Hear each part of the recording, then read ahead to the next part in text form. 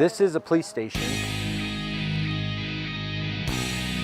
Are you a secret agent? She said she's stuck in the Matrix. 2, 3, 4, 5. Need that driver's in there. JJ, stay with me, buddy. I don't think I've ever met you. All the rest have though. He was actively masturbating.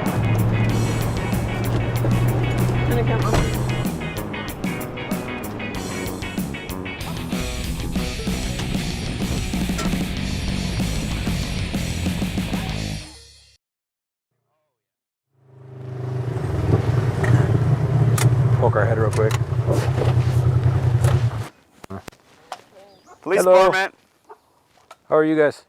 Yes, what's up? All right. Nobody's got no wants or warrants, right? No probation or parole? Why don't you come on out and talk to us? I'm not intruding on your guys' space. You too, Tony. Miss, what'd you say your name was? Jasenia? What's your last name? How do you spell that? D-E. And how do you spell your first name? Y-E-F-E-N. Okay, and if you're giving us a variation of your name or you're giving us a bum name, I'm going to book you into jail, okay? So if you've been arrested under something else or had a driver's license under something else, now's the time to tell my partner, okay?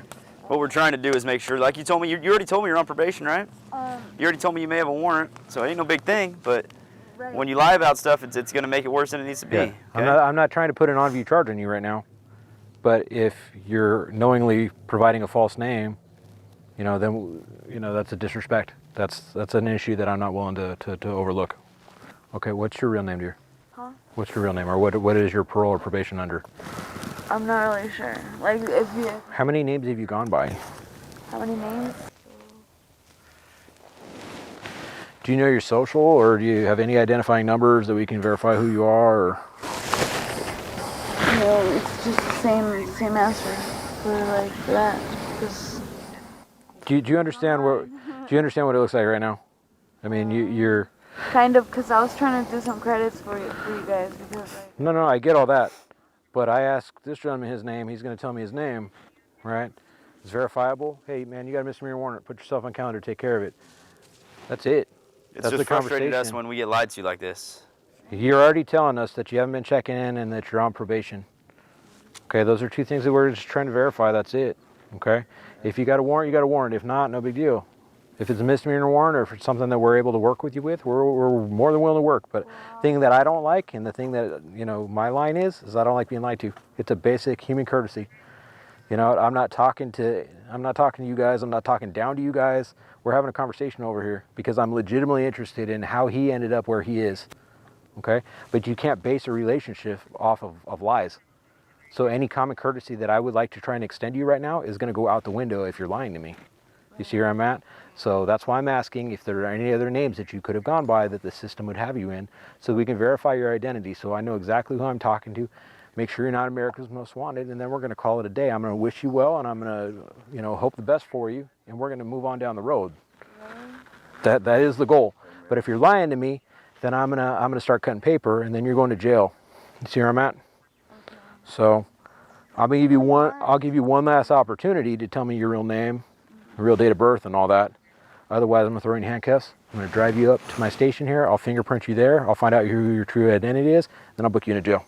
Oh, wow. Simple as that. I'm going to give you one last chance, miss. Shoot it to me straight. What's your name? So we have a discretionary authority that basically says that given certain offenses, whether I feel a warrant sufficient, or a warning sufficient, or I issue a ticket, or I take somebody to jail, that's based off of my discretionary authority, okay? What we have going right now, because obviously you can't hear what's going on in our ear, nothing that she's given has added up.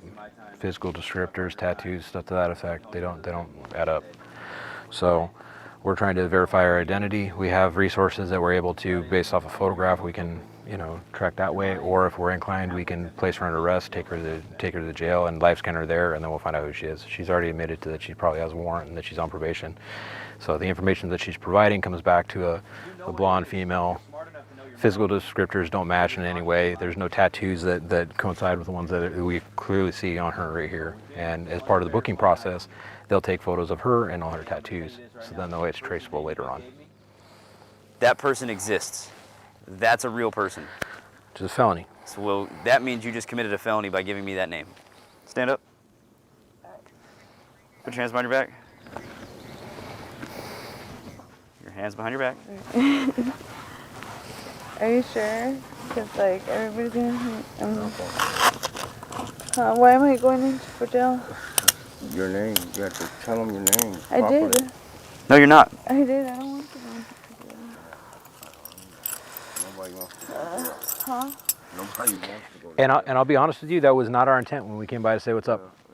Our intent was not to take you to jail. Obviously, we have to make sure nobody has like crazy warrants and wanted for murder or nothing, but If you don't want to cooperate and you don't want to provide us basic information, then you leave us no choice. So we're going to walk you over to our car over here. Does she have moments of lucidity where she understands what's going on? Because I don't. This is crazy to me. Always understands, but I just it's She how it plays comes these out- games? it's how it comes out of her. You know what I mean? Like she understands it, but in trying to, I'm not making an excuse for her, but I've dealt with this exact same thing for over a year. So ordinarily, when we say we're to make a traffic stop out in the field, we would have access to a computer in the car, and I can do a lot of research in the car to further identify people. Out here in the river bottom, obviously, we're a little limited to our ability to do so. So it kind of ties our hands. So what we're doing now is, in order to identify her, based off of what she's telling us, that she probably has a warrant and she's probably on probation, we're going to take her down to one of our stations and we're going to live scan her. We're going to run fingerprints and we'll get her true identity, and then we'll find out if she actually does have a warrant. If not, then potentially we could book her in on a new felony because she used the actual person's name and identity to avoid apprehension or to avoid her identity being discovered. Or we can cite her for delaying in our ability to conduct an investigation, which is a misdemeanor. So again, that goes back to our discretion. That's why I like to take a couple minutes to educate people that, hey, you know, we have a discretionary authority. We do. This is a police station. The detention center is next door. Right over here. Detention?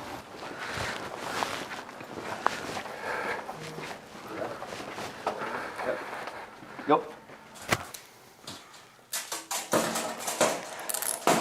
Alright. We took her fingerprints, so what we're going to do is just wait and see what comes back on her fingerprints, because it's been very apparent that she's not being entirely truthful about her name.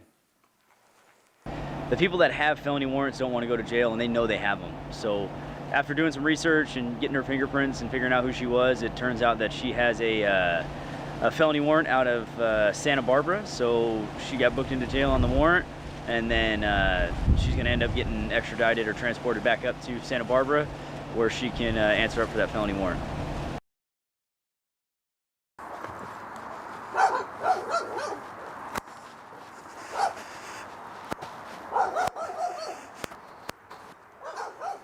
Do you mind hanging out here? Thanks. Nothing's gonna surprise us in that tent, right?